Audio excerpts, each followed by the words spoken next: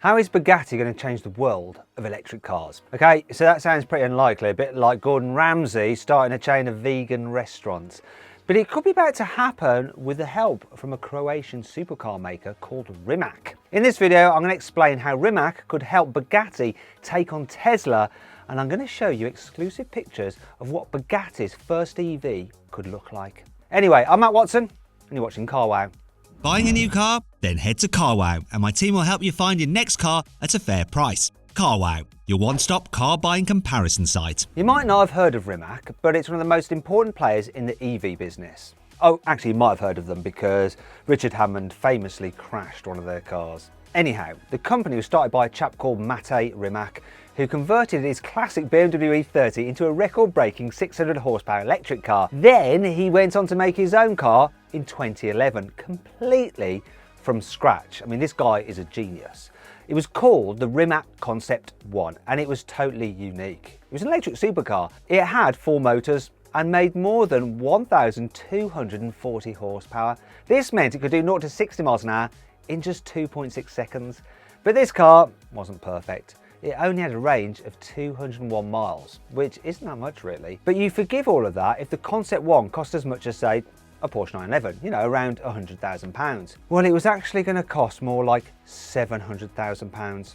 That could buy you 2 Lamborghini Aventadors, and given the choice between an Italian supercar and an electric car that costs twice as much, how many people are going to pick the EV? But someone saw a whole lot of potential in Rimac, and by someone I mean Porsche, and they bought 10% of the company's stock back in 2018. And this cash injection has helped Rimac become a supplier for some really big names. So far, Rimac has developed batteries for the Koenigsegg Regera, a hybrid system for the Aston Martin Valkyrie, and it even gave Jaguar a hand building an all-electric E-Type. But what has all this got to do with Bugatti? Well, it all goes back to Volkswagen and has ties to the Dieselgate scandal. Now, you remember Dieselgate, right?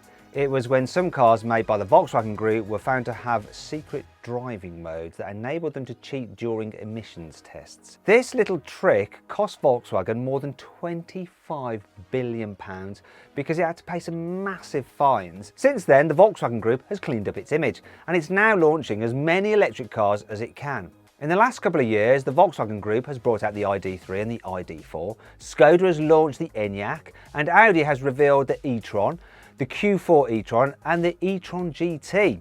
Even Porsche, which is also part of the same VW group, has launched 2 new electric cars, the Taycan and the Taycan Cross Turismo.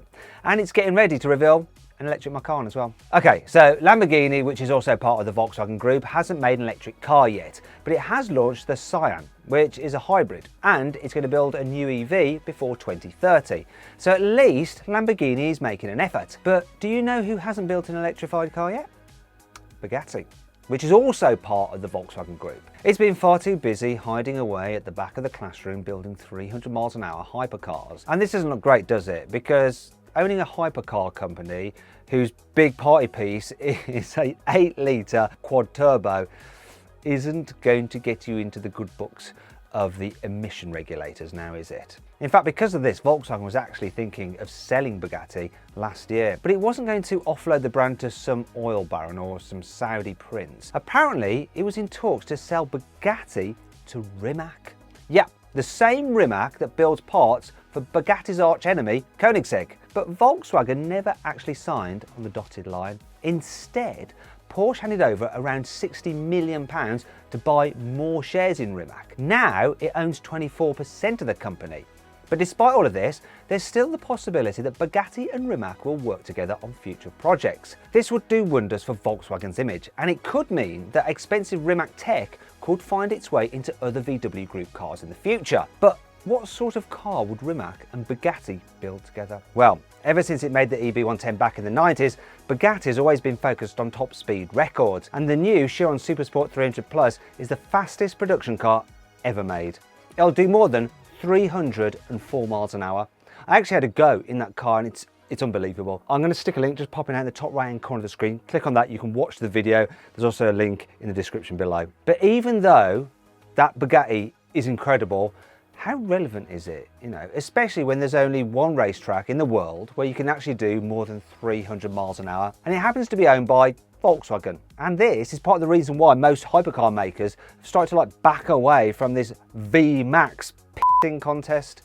Even Koenigsegg has said that the new Jesko Absolute is the last car it will try to set a land speed record with. So how are all these hypercar brands going to measure their manhoods now? I reckon the next battleground will be acceleration times. So they'll be fighting over how fast their cars can go from 0 to 60 miles an hour. And this could play right into Rimac's hands because electric cars are amazing at smashing 0 to 60 mile an hour records because their motors deliver instant torque at any speed. Currently, Rimac's quickest car is called the Nevera. It has 4 electric motors that make 1,914 horsepower and an insane 2,360 newton meters of torque. It is the quickest accelerating production car in the world ever. And I know because I've timed it. In fact, I launched the car over the standing quarter mile and achieved a time of 8.6 seconds, which is just insane. And if you want to see that run, click on the pop-out banner in the top right-hand corner of the screen to see me drag race in Nevera against a Ferrari SF90 Stradale. Anyway, you can imagine what Rimac could do if it teamed it with Bugatti. After all, Bugatti was the first company to make a car that did 250 miles an hour, which was, of course, the Veyron. And then the Chiron Supersport 300 Plus was the first car to hit 300 miles an hour. So maybe it will try and be the first to do 0 to 60 miles an hour in under 1 second. Now, I don't know if that's possible. Obviously, it's going to be traction limited, and is the tyre tech up to it? We shall see. At the moment, the quickest Bugatti is the Chiron Sport. Now that'll do 0 to 60 miles an hour in a leisurely 2.3 seconds. But Bugatti has already built a concept car that's supposed to be even quicker.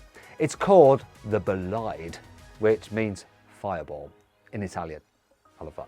It's a stripped out track car that looks like something Dominic Toretto would drive if he lived in the year 2099. It uses a 1,850 horsepower version of the Chiron's W16 engine, and Bugatti says it'll do 0 to 60 in less than 2.2 seconds. But re-engineering a Chiron to make a production version of the Bolide would have cost an absolute fortune.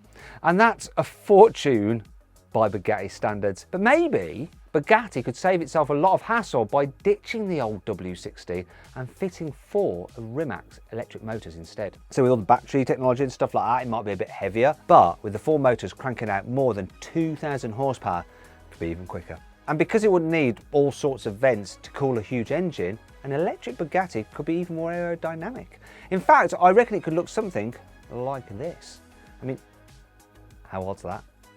Or Bugatti could go chasing lap records instead and give its car loads of downforce, which is easier to do if you don't have to find room for a huge engine. Bugatti said that the regular Bolide would be able to lap the Nürburgring in 5 minutes and 23 seconds. That's 80 seconds quicker than a Lamborghini Aventador SVJ, which is just nuts. But what do you think? Do you reckon Bugatti and Rimac have what it takes to make the world's quickest electric car? Or should Bugatti just stick to building massive 16-cylinder monsters? Let me know in the comments below.